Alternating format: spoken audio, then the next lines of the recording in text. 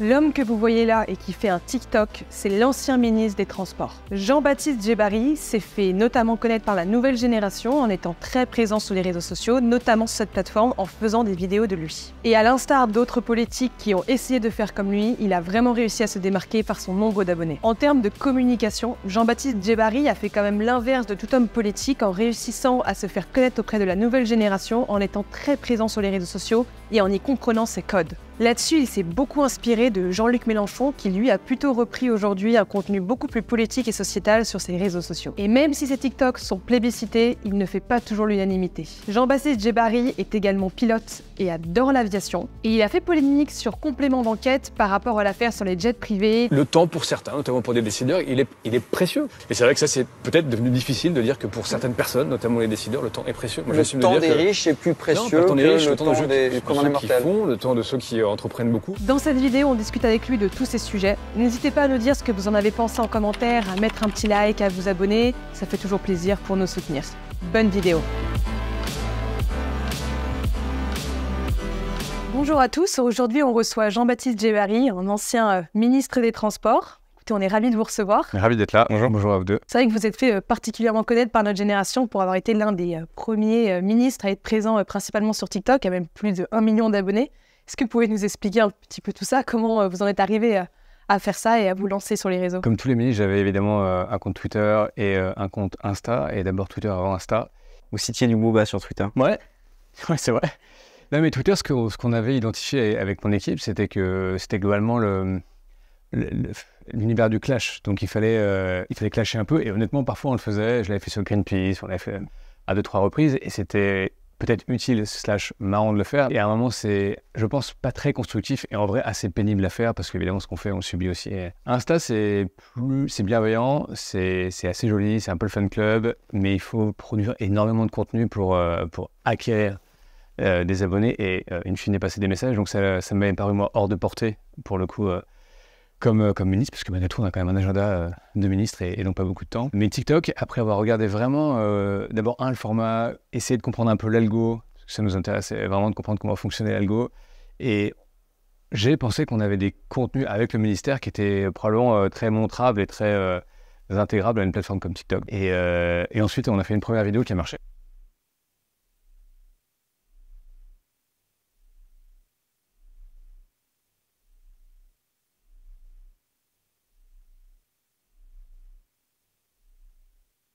Là, vraiment, on a pris conscience de la viralité de l'algo parce que je crois qu'en quelques heures, on avait déjà plusieurs centaines de milliers de vues, mais plusieurs dizaines de milliers de followers, ce que j'avais par exemple sur Twitter. Et après, on a essayé vraiment de raconter un peu une histoire en testant un peu des choses parfois, et ça a marché. Puis c'était hyper plaisant à faire, donc j'ai continué jusqu'à organiser mon propre auto-remaniement dans mes cartons dans mon bureau à la fin du ministère. Donc ouais, c'était... Mais pourquoi vous le faisiez? Pour toucher plus la génération, pour mieux comprendre comment marche un réseau social? C'était quoi votre objectif à l'époque? À chaque fois, cette question me l'a posée. Je crois qu'à la fin, je le faisais parce que ça me faisait marrer. Et le seul critère que j'avais quand je finissais un TikTok, si je me marrais en le regardant, voilà, c'est bon, on le publie, quoi. Donc évidemment, incidemment, ça permettait de parler du ministère. C'était pas gratuit, c'était pas que moi, c'était du ministère, de notre action à effectivement une jeunesse qui est quand même pas beaucoup sur TF1 et plutôt sur les réseaux, qui connaît, pas qui n'est pas politique, mais qui est peut-être... Qui est de moins en moins. Ouais. En tout cas, je pense qu'elle est intéressée à la société, mais plus selon les cadeaux traditionnels de diffusion, quoi. Quand on regarde qui regarde le 20h de France 2 ou de TF1, évidemment, on voit que c'est plutôt effectivement plus la génération, les deux générations d'après. Donc, il y avait évidemment un petit peu de ça, mais fondamentalement, à la fin de la fin, c'est parce que je trouvais ça intéressant, utile pour le ministère et marrant à faire. Et comment expliquer que vous, en particulier, vous avez su adopter les codes, justement, sur Twitter, sur TikTok, là où quasiment toute la classe politique est à la ramasse aujourd'hui? Quand j'observe ce que font mes petits camarades, ils font leur propre contenu sur TikTok. Et ils font des vidéos face cam, et pourquoi pas, mais je pense que ça marche quand vous êtes le président et que vous avez une fanbase de 2,5 millions from scratch. Ça marche pas du tout quand vous êtes un ministre peu connu, des Français, des jeunes, et donc adopter les codes, c'est déjà donner la capacité de bien fonctionner sur la plateforme. Et après, donc ça c'est adopter les codes. Et après, je pense qu'il faut avoir un peu d'autodérision sur soi-même, parce qu'on s'expose quand même parfois. On s'expose à la critique, à une forme de conservatisme aussi dans le monde politique. Donc évidemment, moi je me désintéressais de ce qu'on disait de moi, mais certains regardaient le truc d'abord en pensant que j'étais un extraterrestre, ensuite en espérant que je me plante, ensuite en trouvant que ça marchait, en voulant répliquer le truc, mais voilà, et je pense que dans la vie, il faut adopter les codes, il faut le faire comme on est, et il faut être sincère. Moi, ce que j'ai observé, les gens que je suis sur les réseaux sociaux, les gens que je suis, c'est les gens sincères. Donc je sens que ce qu'ils me proposent est réel. Et donc moi, je voulais pas faire un truc insincère. C'est pour ça que j'ai pris du temps à réfléchir à TikTok en me disant, si je le fais vraiment à fond, je le fais comme ça et je le fais comme je suis. Et on peut jamais avoir honte de qui on est, quoi. Vous avez été ministre des Transports. Quel est votre regard aujourd'hui sur les transports après votre passage dans ce ministère? Est-ce que vous avez considéré... On a fait le ministère des Transports. On a tué le game. Je plaisante. Quel est mon regard sur le ministère des Transports? Quel est votre regard, mais pas forcément déjà sur le ministère des Transports, mais aujourd'hui sur l'état même des transports aujourd'hui en France? Est-ce qu'il y a encore un travail à faire conséquent? Est-ce que... Non, c'est une bonne question. Mais là, il nous faudrait plus qu'une heure ensemble. Mais d'abord, moi, je peux vous dire comment je l'ai abordé moi, et après, chacun fait à peu près comme il veut. Mais ce qui est passionnant dans les transports, c'est que quand vous êtes ministre d'un secteur d'abord hyper important en France. Tout le monde a un rapport au transport. C'est le TGV pour les vacances, c'est les grèves, enfin bref. C'est vraiment un dessus de la vie quotidienne. Ensuite, ce sont des très grandes boîtes françaises, qu'on connaît tous par cœur, hein, la SNCF, la RATP, Air France, enfin bref, c'est quand même très articulé dans nos vies. Enfin, c'est des boîtes avec lesquelles on est un peu né, et on a un rapport assez intime finalement. Et puis, c'est vraiment, souvent, c'est un mot maintenant un peu buzzword, un peu ressassé, mais la transition écologique, l'écologie, enfin, les transports, c'est quand même 30% des émissions, donc ça se résout aussi un peu ici. Donc moi, ce que j'ai essayé de faire en y arrivant, j'ai eu la chance d'être député 2 ans avant, enfin pendant 2 ans, et de m'occuper des transports, de l'énergie, de l'aménagement du territoire. Donc j'arrivais avec un peu d'élan et je m'étais forgé des convictions. D'abord, je m'étais forgé la conviction que ça ne servait à rien d'opposer les modes de transport les uns avec les autres. Certains aiment bien opposer l'avion au TGV, le public au privé. Enfin, pour moi, ça, c'était pas mon sujet. Je pense que tous les modes de transport sont complémentaires. Même en France, à l'intérieur de la France, par exemple, prendre des avions de ville à ville en France. Même en France, je prends toujours 2 exemples. Mais quand vous avez le TGV en concurrence avec l'avion, c'est le TGV qui gagne. On avait ouvert Paris-Strasbourg avant qu'on soit au gouvernement. Moi, j'ai eu la chance, comme député, après comme ministre, d'organiser, notamment ouvrir Paris-Bordeaux, donc 2h04 pour avoir fait. Moi, avant, j'allais à Bordeaux en avion, pardon. Aujourd'hui, j'ai plus du tout en avion. C'est beaucoup plus rapide. C'est beaucoup plus rapide, c'est plus confortable. Donc bref, il y a quand même une logique. En général, quand 2 modes de transport sont réellement concurrents, et notamment l'avion et le TGV, c'est le TGV qui gagne. Donc moi, certains veulent faire de la politique en se disant il faut que je sois l'homme du vélo et du ferroviaire. D'autres se disent il faut que je sois l'homme d'un secteur, parce que moi je fonctionnais pas comme ça. Et ensuite, ce sont vraiment des ministères, le transport, l'énergie, des ministères de temps long. Autrement dit, ce que vous engagez, vous voyez les résultats dans 2 ans, dans 3 ans, dans 5 ans, dans 10 ans parfois. Là, on a engagé avant que je parte des lignes de vitesse, des lignes à grande vitesse entre Toulouse et Bordeaux, et il est évident que ces lignes à grande vitesse, avant qu'elles existent, plusieurs années vont passer. Donc il faut accepter le fait que vous n'êtes pas ministre de budget, quoi. Ministre de budget, vous mettez une taxe, vous enlevez une taxe, le gain ou la paume politique, elle est tout de suite. Là, c'est le temps. Et ensuite, l'idée que moi j'avais, c'était d'essayer de faire 2-3 choses, 2-3 politiques publiques qui soient comprises et visibles pour les Français aussi, quoi. Donc quand je suis arrivé, j'ai vu tous les directeurs, tous les gens, les agents du ministère, et évidemment, vous sortez de là avec 100 projets prioritaires. Et ce que je dis à mes équipes, c'est qu'on n'allait pas en faire 100, on allait en faire 10, et que sur les 10, si on en faisait 3, c'était bien, et sur les 3, on en réussissait 1, c'était vraiment génial sur le temps qu'on avait. Donc on a fait vraiment des choses substantielles, typiquement tout ce qu'on a commencé sur l'électrification des véhicules, le fait de déployer des bornes de recharge pour amorcer la transition, c'était vraiment important de le faire. La relance des trains de nuit, la relance du ferroviaire, enfin tout ça, c'était des... Par exemple, les trains de nuit, ça a vachement bien marché. Pourtant, c'est pas du tout... budgétairement, les trains de nuit, c'est un tout petit truc. Mais ça correspond, notamment pour la jeunesse, à d'autres façons de se transporter, c'est pas cher, voilà. Et vous pensez quoi des trottinettes? Parce qu'elles sont arrivées pendant votre mandat, si je dis pas de bêtises. Alors, non seulement j'en pense beaucoup de bien, mais je suis arrivé ici en trottinette. Et j'ai fait un acte résistant. Quand Madame Hidalgo a interdit les trottinettes en libre service, j'ai acheté le lendemain une trottinette. Donc comment vous allez continuer à pouvoir circuler en trottinette? Donc je continue à circuler en trottinette. Je le faisais déjà pendant que j'étais au ministère. Et non, moi je pense que... Je pense qu'évidemment, les vélos et les trottinettes se comportent mal dans la rue. Et objectivement, c'est un sujet.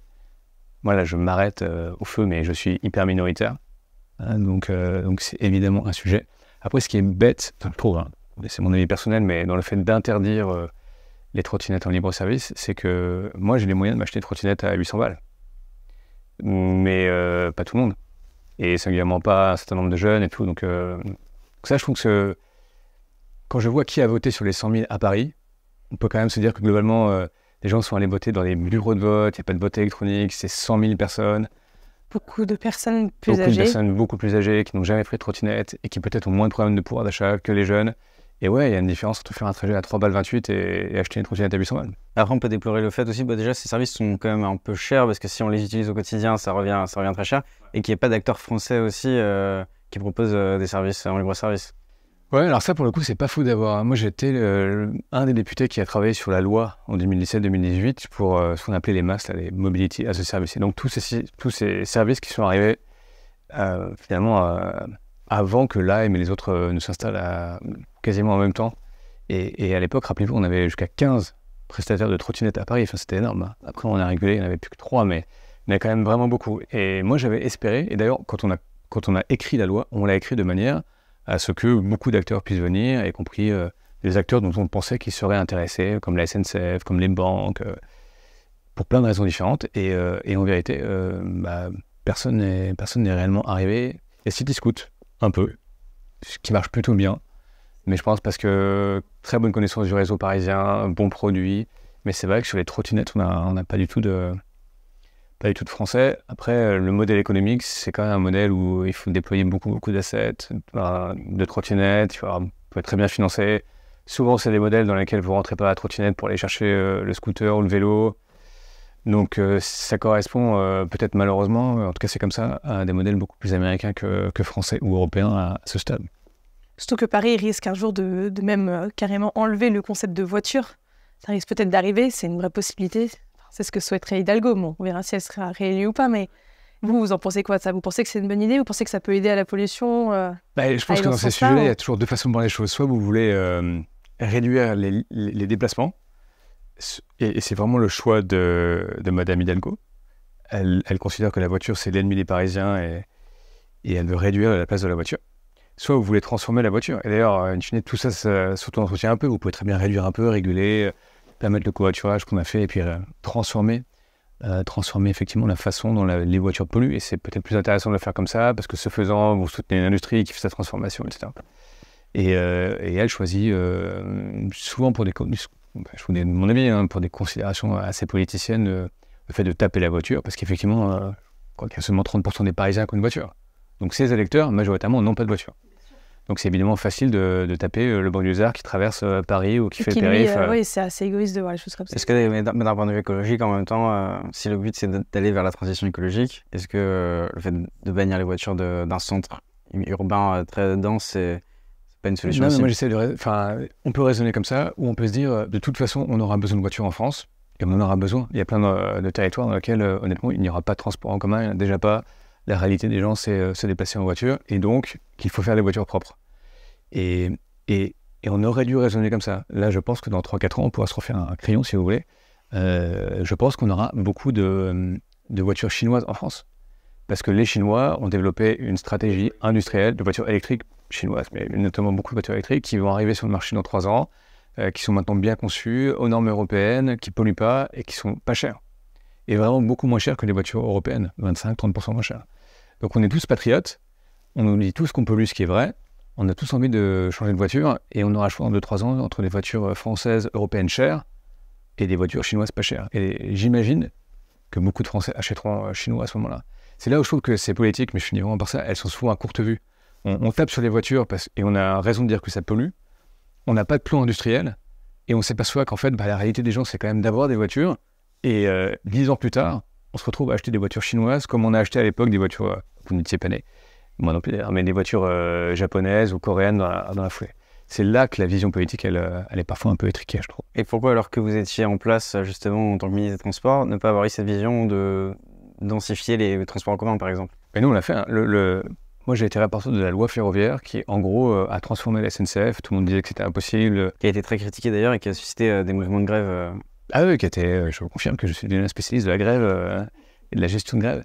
Mais ouais, elle a été très critiquée. Je pense qu'il y avait d'ailleurs dans cette loi des très bonnes choses. Le fait d'ouvrir à la concurrence sur le TER, c'est plutôt très bien, ça fait plus de trains. Et puis il y avait des choses peut-être d'ailleurs qui, avec le temps, seront considérées de façon un peu différente. Mais à l'époque, on avait une SNCF avec 46 milliards de dettes, donc la compagnie était par terre sur le plan financier si on continuait comme ça. On a assaini la SNCF, on a pris 35 milliards de dettes. On a mis des budgets de régénération, donc des voies, 50% supérieurs à ce qu'ils faisaient jusqu'à présent. Enfin, on a vraiment, substantiellement remis en selle le ferroviaire en France. Et ça, on le verra sur une petite dizaine d'années et on commencera à voir, justement, après 2025, vraiment l'effet du réinvestissement qu'on a décidé en 2017. Donc on a fait ça. Mais encore une fois, c'est du temps long et il faut accepter politiquement que ça ne se voit pas tout de suite. Et tant que ça ne se voit pas, les Français disent ça n'existe pas. Et justement, vu que c'est un sujet qui vous tient quand même à cœur, parce que vous avez quand même été ministre pendant 5 ans dessus, vous en pensez quoi quand il y a énormément de grèves et que en fait, tout le pays est bloqué parce que des milliers de travailleurs qui travaillent à la SNCF ou à la RATP veulent justement faire grève? Vous, est-ce que ça vous... Vous disiez, j'ai noté en 2010, vous disiez qu'il y avait un syndicalisme d'opposition systématique à toute réforme, de blocage et parfois d'intimidation. Et à propos de la CGT, vous disiez qu'elle voulait marquer les esprits par des coups de poing médiatiques. Je pense plusieurs choses. D'abord, moi j'ai vécu notamment les grandes grèves de 95 et je me rappelle avoir été nassé dans les trains. C'était vraiment horrible et je pense qu'on ne vit plus les mêmes grèves qu'à l'époque. Et aussi parce qu'on a depuis le télétravail, la visio, enfin les gens s'organisent et puis on s'est habitué. On est résilients, nous les Français, face aux grèves peut-être. Il faut parfois accepter le débat et la confrontation politique. Moi je pensais à l'époque et je pense toujours que c'était une bonne réforme que de réformer la SNCF, de remettre de l'argent dans le ferroviaire. Et effectivement, à l'époque, on avait 2 fronts syndicaux. On avait la CFDT et l'UNSA qui contestaient la réforme, mais qui étaient plus accompagnants, qui pouvaient trouver en gros les modalités. Et on avait la CGT et Sudrail qui étaient sur un syndicalisme politique. Eux, ils défendent non seulement un autre modèle pour SNCF, mais ils défendent un autre modèle pour la société. Donc, moi, j'ai pas de problème avec ça, je respecte ça. Sauf qu'on était en désaccord. Donc, quand on est en désaccord, on se combat. Mais qu'est-ce qui vous reprochez sur cette réforme ou sur la réforme que vous avez menée sur la SNCF? C'était contre l'ouverture à la concurrence, contre le passage d'établissements publics à sociétés anonymes à capitaux publics, enfin bon, contre tout, quoi, contre tous les éléments de la réforme. Ils pensaient que sur ce qu'on mettait comme investissement complémentaire, c'était évidemment insuffisant, ils avaient une vision sur le fret.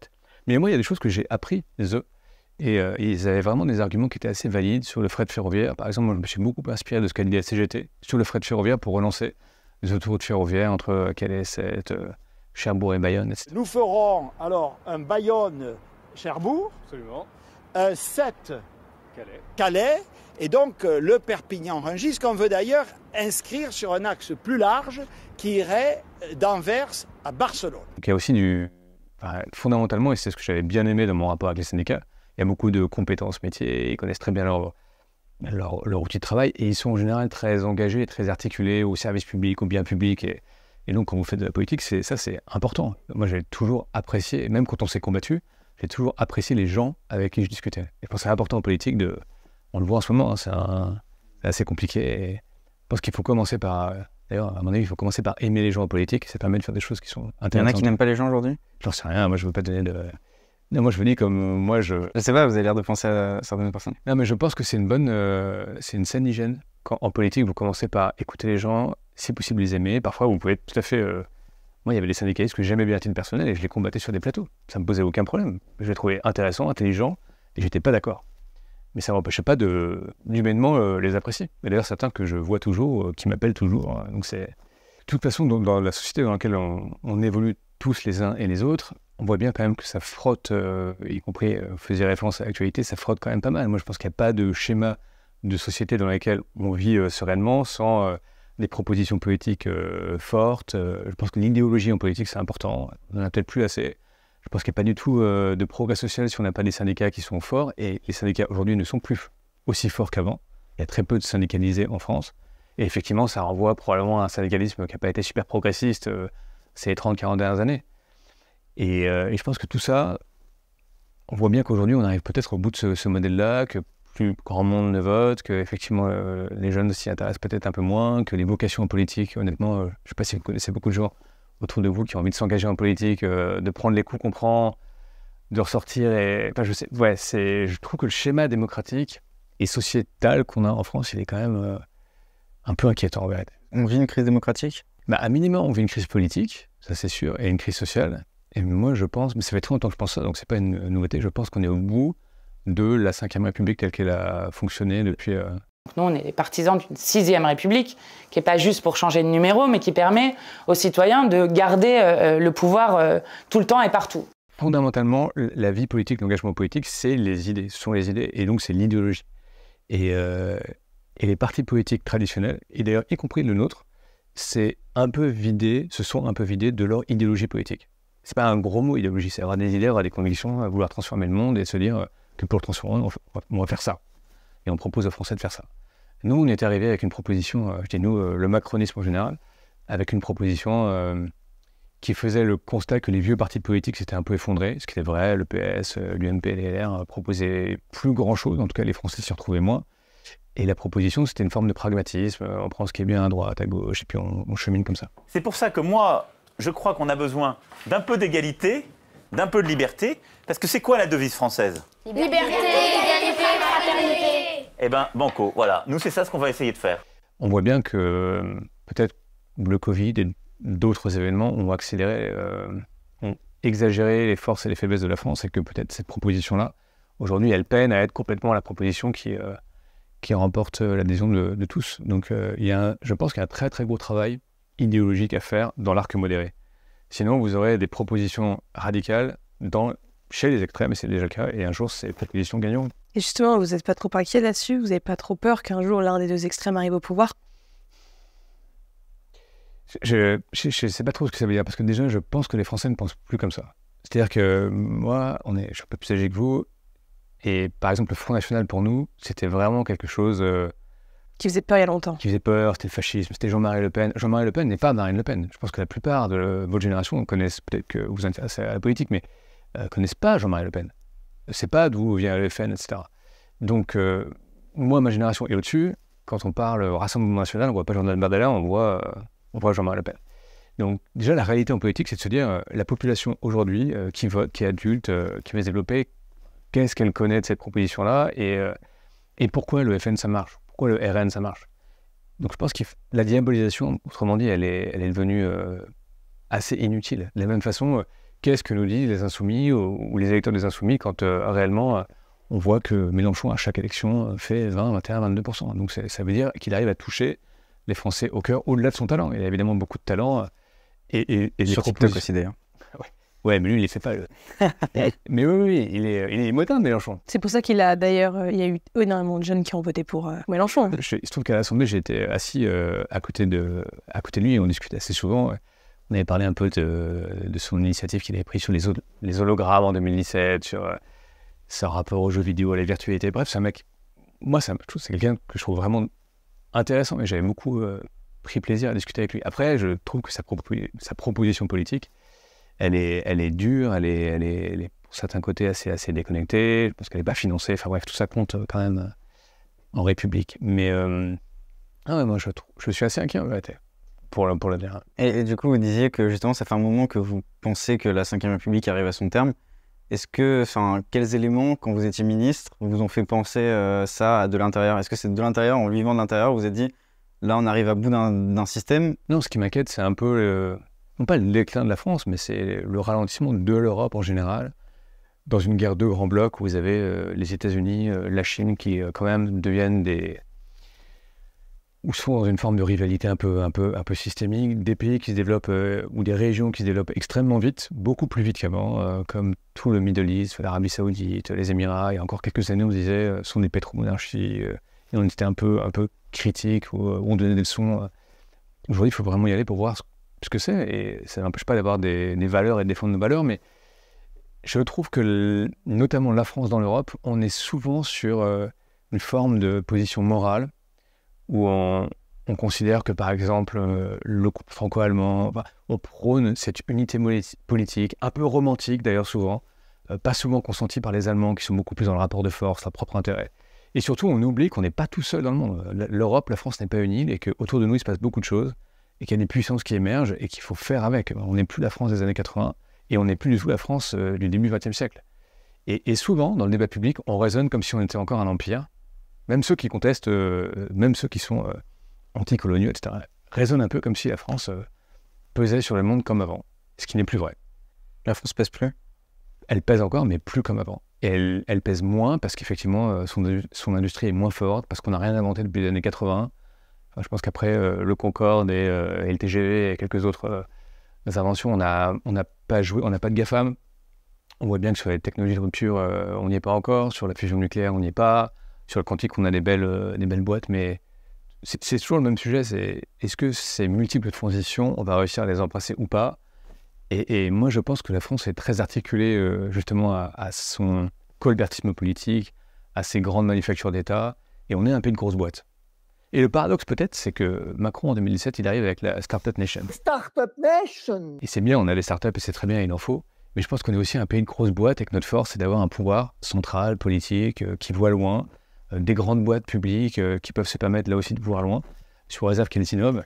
Et je trouve que par exemple sur l'énergie, le fait d'avoir EDF en difficulté, le fait d'avoir eu quand même beaucoup de problèmes pour produire de l'électricité récemment, d'être donc hyper dépendant du gaz russe, du gaz algérien, du Middle East, etc. Ça dit beaucoup quand même de ce qu'on a perdu par rapport à l'époque d'avant. Moi, je ne suis pas nostalgique, hein. Il ne faut pas refaire tout comme avant.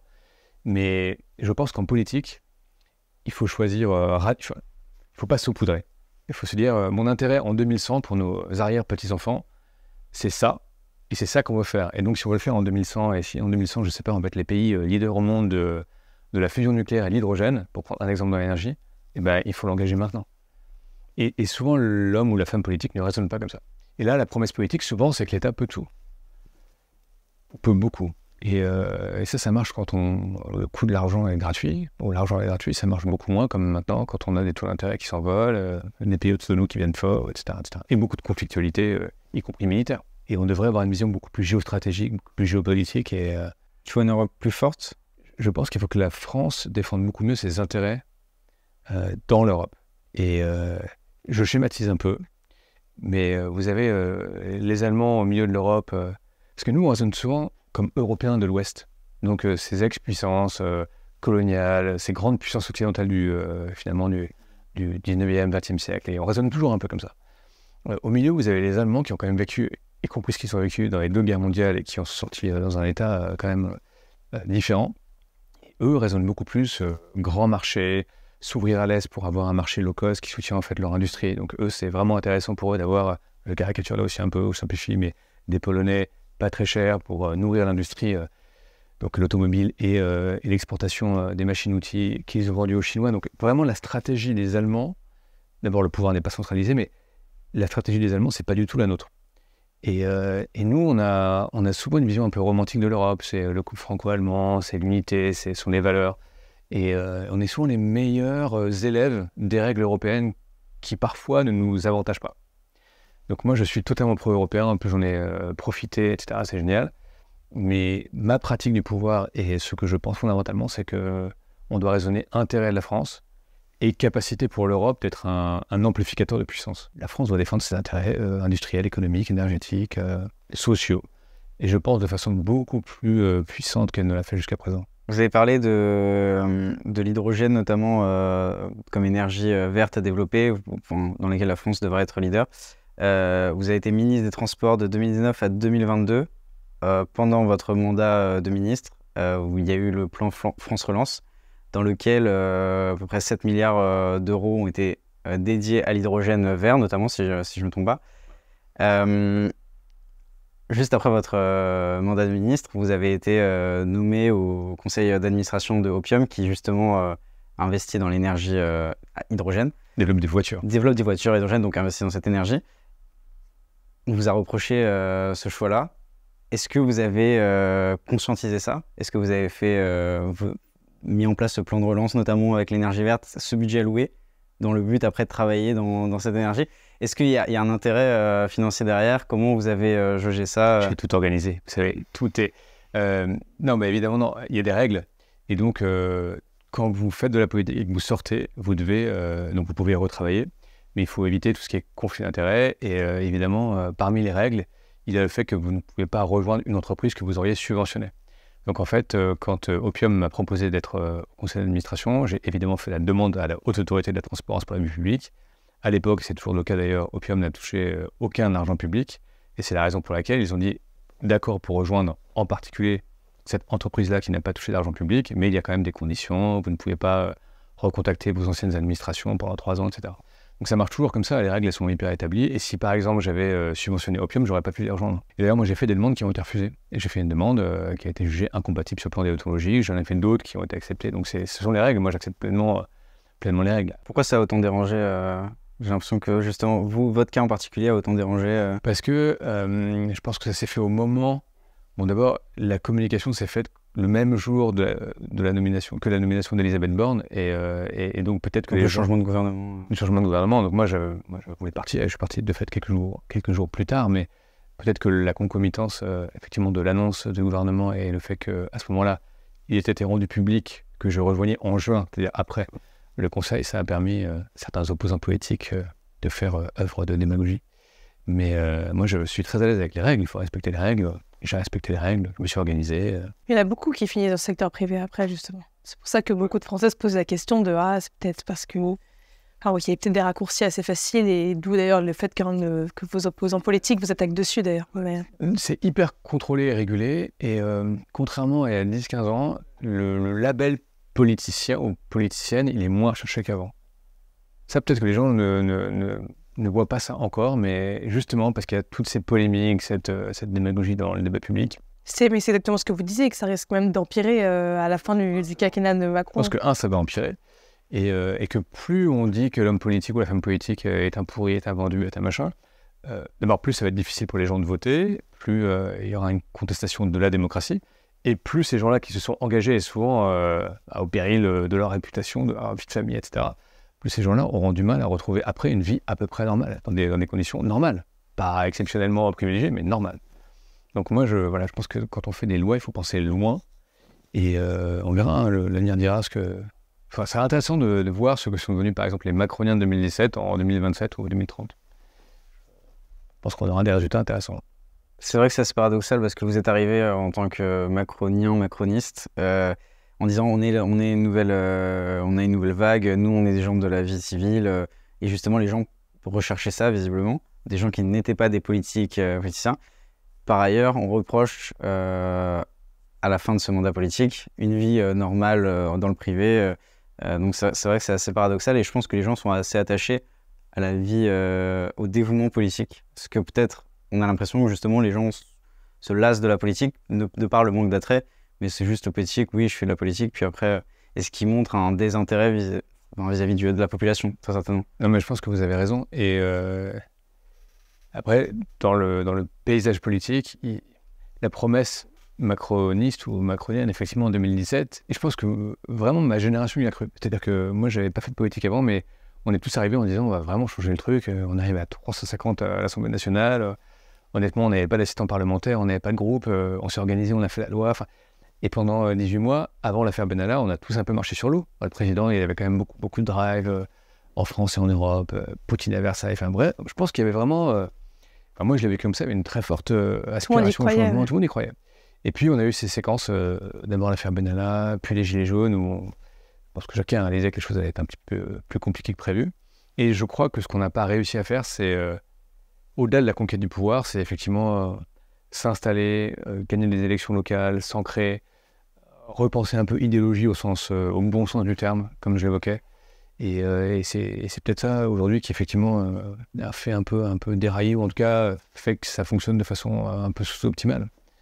Sans faire offense à mes petits camarades, parce que je pense qu'ils font ce qu'ils peuvent, hein. C'est pas une critique, c'est juste un constat politique. Sur l'hydrogène, est-ce que vous pensez, vous, que c'est une énergie viable et pour le futur? Alors, l'hydrogène, c'est pas totalement une énergie, c'est plutôt ce qu'on appelle un vecteur énergétique. C'est en gros, l'hydrogène vous permet de stocker de l'électricité, vous fabriquez l'hydrogène.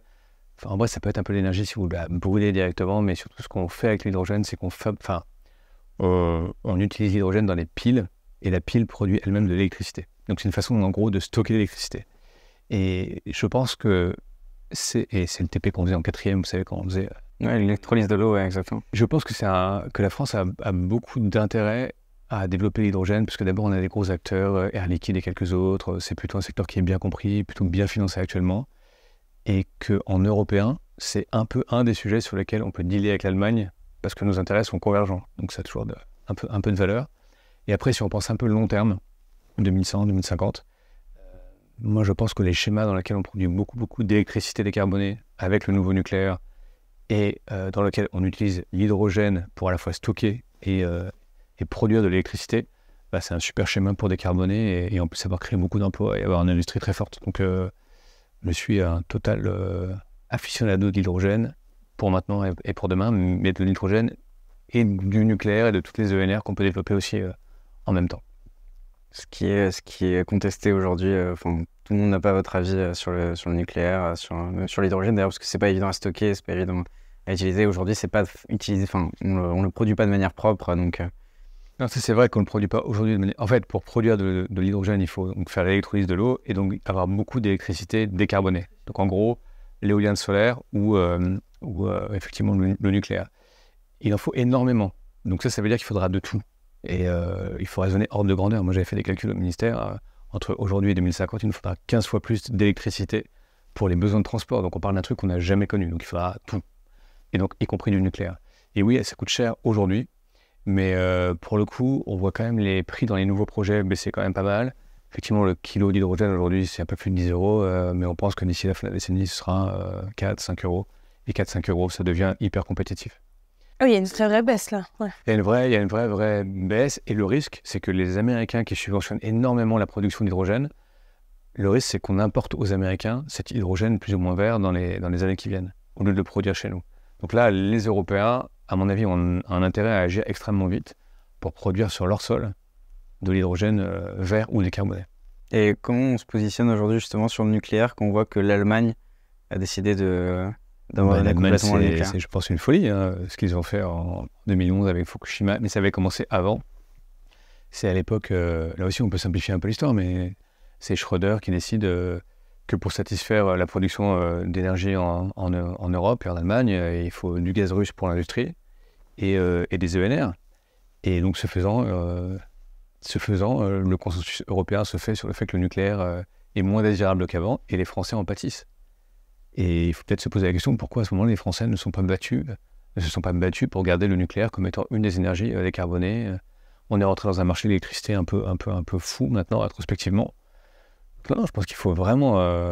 la faillite stratégique européenne en matière d'énergie, elle s'est vue quand même quelques mois, où nous-mêmes, on exportait du gaz aux Allemands qui, in fine, qui en avaient besoin, et les Allemands nous exportaient de l'électricité carbonée chez nous. Enfin, un truc qui était complètement fou. Donc ça, je pense qu'il faut vraiment... on a tous fait des erreurs, les Européens, sur ces sujets-là. On a tous souvent sous-investi ou on s'est trop diversifié ou trop rapidement. Il faut vraiment retenir, en tout cas, en retenir des leçons et bâtir dans les politiques futures des choses qui soient extraordinairement plus résilientes que ce qu'on a fait jusqu'à présent. Donc c'est une bonne... il y a un bon terreau, il faut être créatif maintenant en Europe et puis surtout, il faut y aller vite et fort parce que, de fait, les autres pays à l'extérieur de l'Europe ou les autres continents ou les autres blocs s'organisent et pour l'instant, l'Europe est extraordinairement dépendante sur le plan de la production énergétique. Toujours. Est-ce que vous conseillez parfois le ministre des Transports actuel ou... Non, on s'est parlé un peu.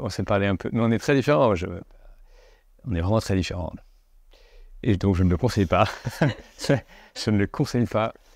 J'ai parlé un peu au départ avec lui. Et non, lui, il a un parcours qui est le sien. Pour le coup, il est plutôt issu, effectivement, de l'ENA. C'est un mec intelligent. Il est diplômé de formation, il était ministre des Affaires européennes. C'est un autre parcours, une autre philosophie de vie et d'action. Bon courage à lui. J'espère que cette vidéo vous aura plu. N'hésitez pas à mettre un petit like, un petit commentaire, à vous abonner pour nous soutenir. Ça fait toujours plaisir. À très vite. À très vite.